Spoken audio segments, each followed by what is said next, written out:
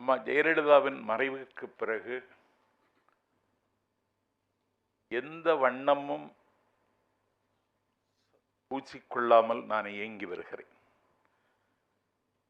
திராவிட இயக்க சொற்பொழிவாளன் என்று ஒற்றை மனிதனாக தமிழ்நாட்டில் நான் இயங்கி வருகிறேன். அப்படி என்றால் இந்த மேடைக்கு நீ ஏன் வந்தாய் என்று கேட்டால், அரச பயங்கரவாதமும் மத பயங்கரவாதமும் தமிழ்நாட்டில் ஊடுருவாமல் தடுக்க வேண்டுமானால் திமுக மட்டும் போதாது, தாவேக்காவும் வேண்டும் என்று கருதுகிறவன் நான்.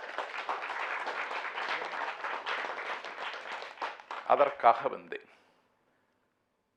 சரியான திசையில் பயணிக்கிறதா என்பதை விட சரியான திசையில் பயணிக்க வேண்டும் என்கிற வேட்கையை பதிவு செய்ய வந்தேன்.